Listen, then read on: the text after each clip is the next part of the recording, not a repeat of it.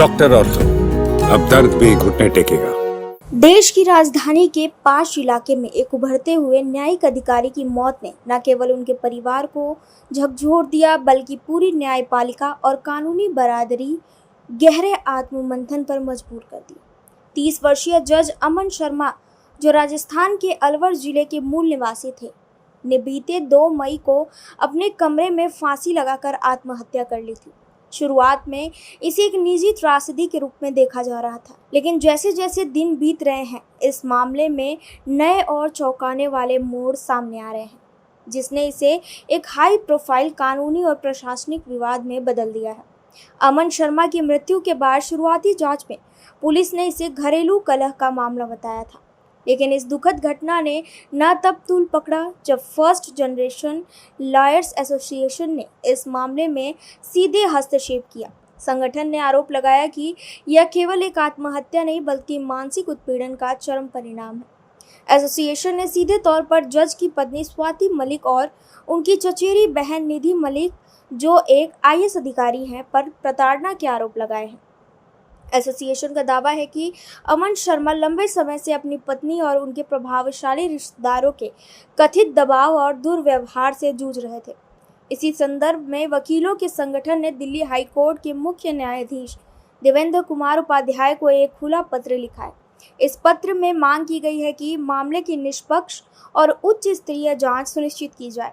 जब तक जांच पूरी नहीं होती, स्वाति मलिक, जो खुद एक न्यायिक अधिकारी हैं, को उनके न्यायिक कार्यों से हटा दिया जाए ताकि वे जांच प्रक्रिया को प्रभावित न कर सके। एफआईआर में आत्महत्या के लिए उकसाने की धाराओं के तहत दोषियों पर कड़ी कार्रवाई हो। वर्तमान में दिल्ली पुलिस इस मामले की गुत्थी सुलझाने में जुटी है। पुलिस के अनुसार घटनास्थल से प्राप्त साक्ष्य और कॉल रिकॉर्ड्स की बारीकी से जांच की जा रही है। हालांकि पुलिस अभी किसी अंतिम निष्कर्ष पर नहीं पहुंची है, लेकिन सूत्रों का कहना है कि पारिवारिक तनाव और वैवाहिक विवाद के पुख्ता संकेत मिले हैं।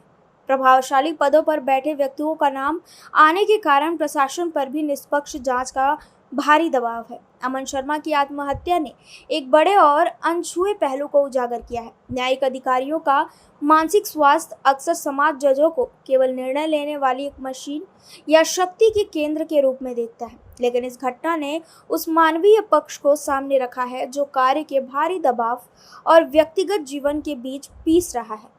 वकीलों के संगठन और विशेषज्ञों का तर्क है कि न्यायिक अधिकारियों पर मुकदमा के बोझ के अलावा समाज की ऊंची अपेक्षाएं और प्रोटोकॉल के कारण एक तहत का सामाजिक अलगाव होता है।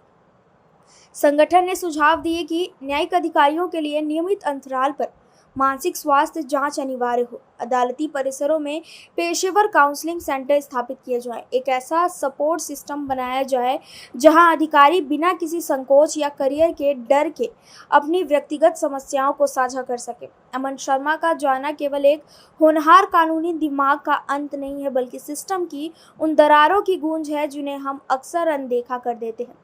यदि न्याय के मंदिर में बैठने वाले लोग ही सुरक्षित महसूस नहीं करेंगे, तो आम आदमी की सुरक्षा और न्याय की उम्मीदें कैसे टिकी रहेंगी?